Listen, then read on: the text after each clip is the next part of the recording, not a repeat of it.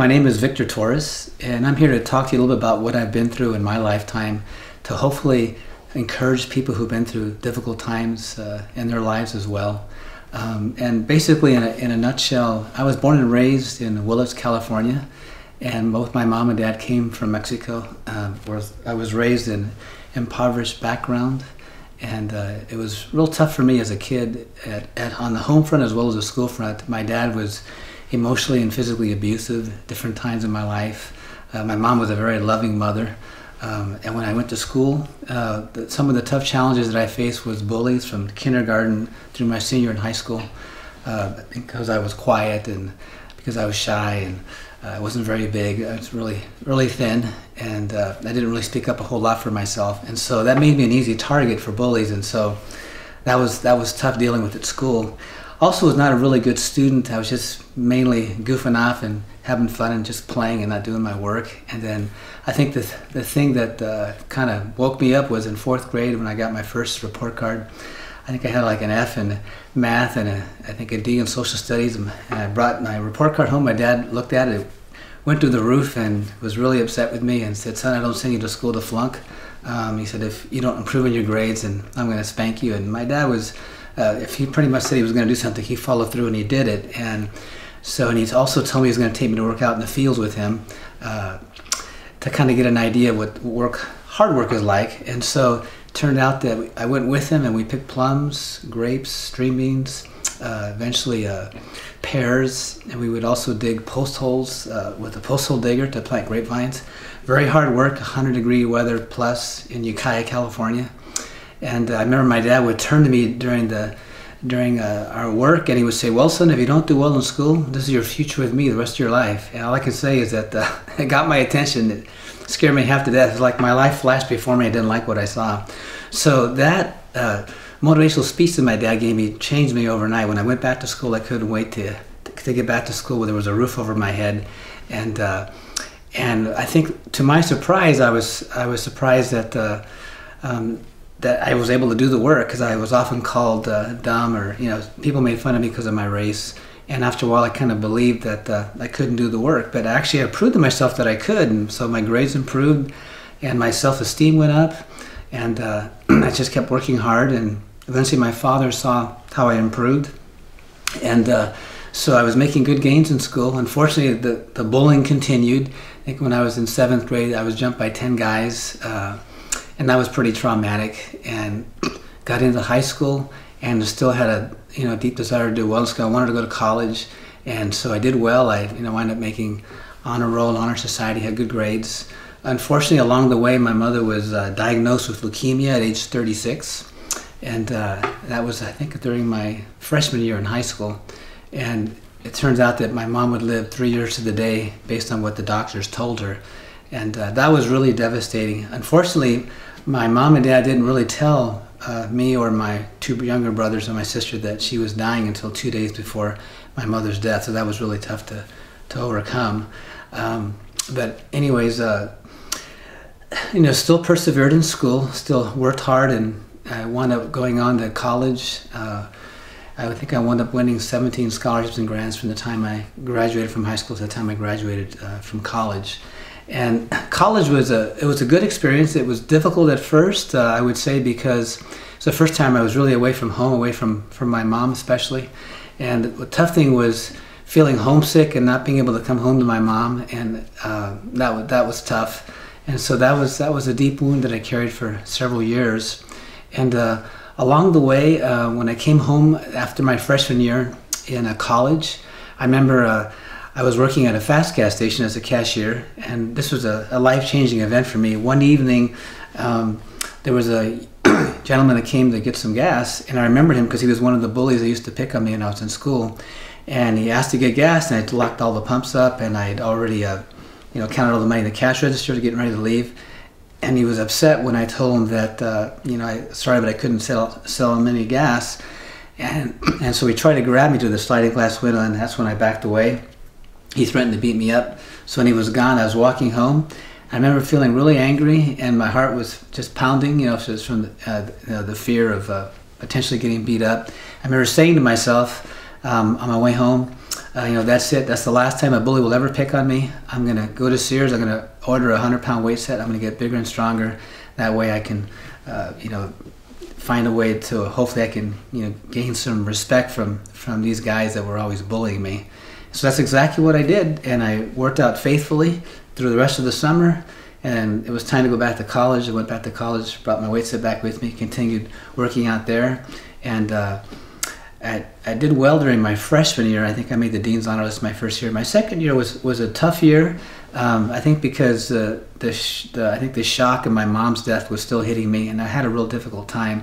I remember taking a class called Psychological Aspects of Death and Dying with Dr. Michelle was his name, Doug Michelle, and it was actually a good class. And he had different people come in to speak to us to help us talk about the grieving process. And I remember one thing that stood out for me was he invited a mortician, and one of the funniest guys I ever met. I remember he walked in, he said, "Hey guys, how we doing?" He goes, I'm glad to be here. I've been dying to meet you." He had one funny line after another, just like that. And so I remember I laughed so hard my insides hurt, and I don't remember ever laughing that hard. So I know he had an impact on me because it was actually a really good experience. So as I went through school, I thought of dropping out during my sophomore year in college because of the heartache I had with my mom. But fortunately, there was two gentlemen, Bob Oda and Bob Wilson, who became good friends with, and they talked me out of it. I kind of weathered the storm, and I just trotted on through. And I wound up double majoring in Spanish and social work, and it was a good experience.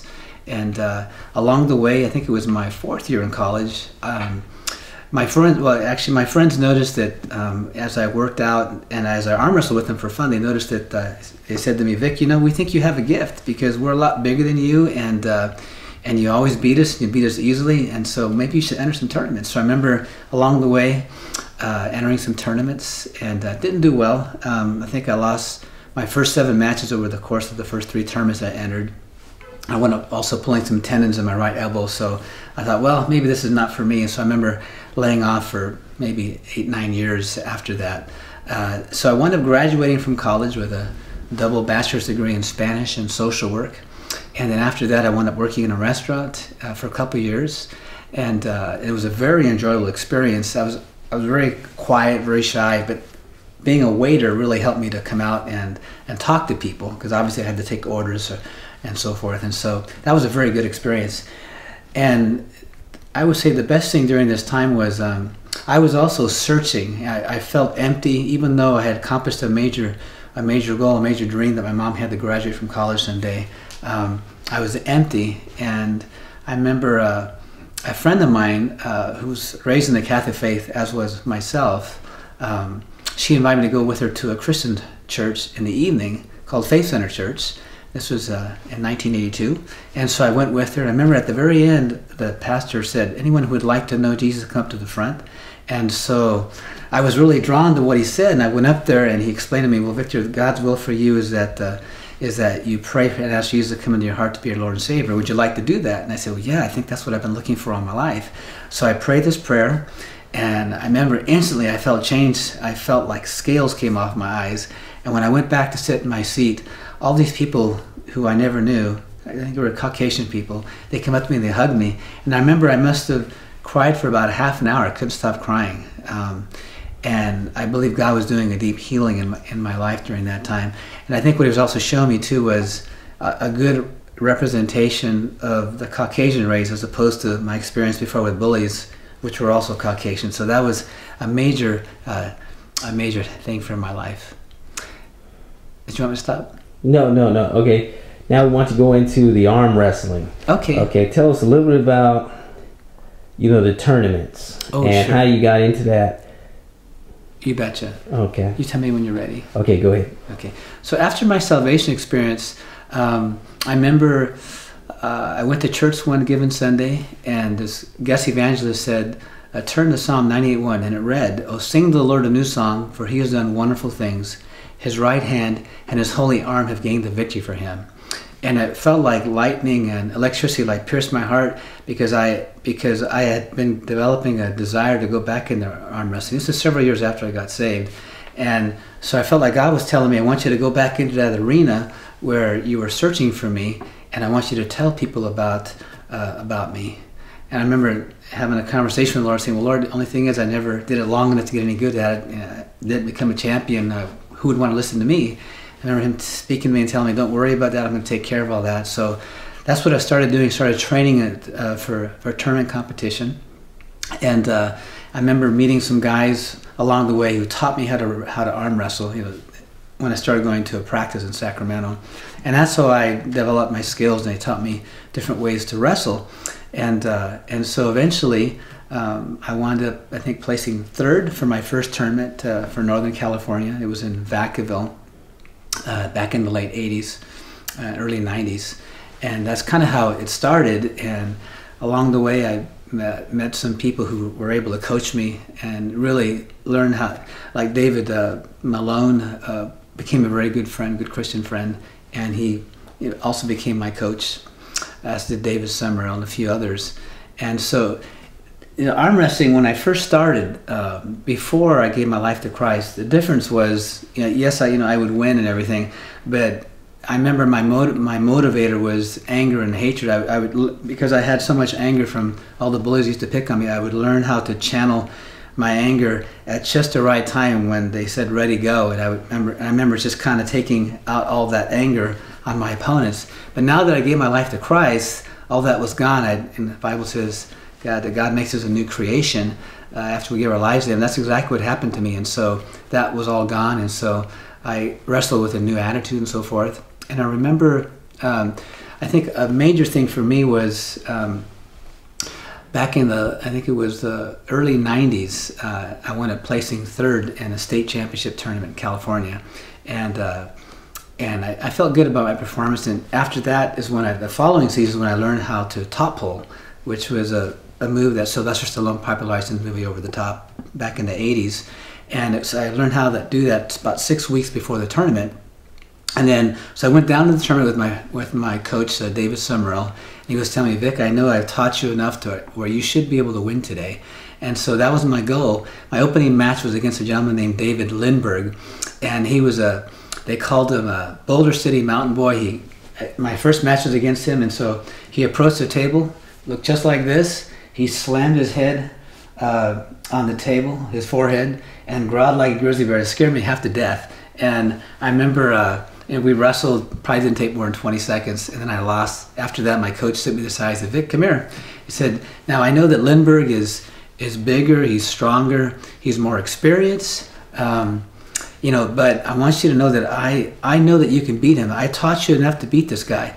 The reason why you lost is because you beat yourself. He didn't beat you. He said, you were afraid, and so fear beat you. And he was right. And so I regrouped, and he told me, I want you to do the best you can to get back on the B side, and hopefully we'll see this guy in the finals. And that's exactly what happened.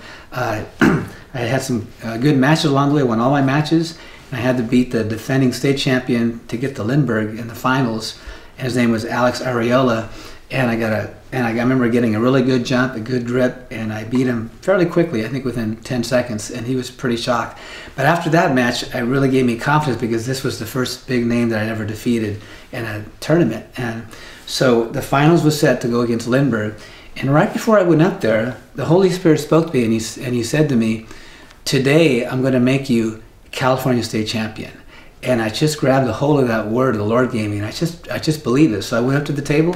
Lindbergh did the exact same thing, slammed his head against the table, growled, but this time didn't phase me. I got my grip, and then the ref started us off. And then Lindbergh didn't like my grip. I remember my coach told me, if your opponent doesn't like your grip, that means that you're doing something right, and so I keyed on that. And when the ref said ready to go, I went as fast, as hard as I could, brought him all the way to my side of the table, and I pinned him against a peg like this. And I still remember the words that the announcer said. Steve LeBoux said, Victor Torres goes over the top on David Lindbergh. We have a new California State Champion, ladies and gentlemen. And I say that was the biggest win of my life. And from there, I went on to win several more titles. And since then, I've been world champion 26 times. The Lord has blessed me with 10 national titles, 27 California State titles, including 16 years in a row. And I've won 124 titles thus far in my career. I believe it's 60 titles right-handed and 64 titles left-handed, and it's been a great ride. The best part, of course, is my witness for the Lord. I typically have a T-shirt that I wear, and on the back it says, "I can do all things through Christ who strengthens me," Philippians 4:13. I've used other scriptures too, and I use that as a witness to encourage people. And oftentimes at these tournaments, I pray and I ask the Lord to show me who I can pray for, and He brings me people who've injured arms or shoulders, and oftentimes when I prayed with them, I've seen the Lord heal them right on the spot. I also do this when I go to work out at my gym, California Family Fitness. Many people that come up to me with different needs, and I've prayed over their emotional and physical needs and seen the Lord heal them miraculously. To me, that is even more exciting than winning any title, because as far as I'm concerned, it's all about the Lord's people and learning how to minister. And since I've been a school counselor for 21 years, that fits right with what I'm about. And so that's really why I do that. And so I know it's been a joy to be a witness for the Lord in this arm wrestling field. And I just count it an honor to serve Him in this capacity and to share with people where real strength comes from.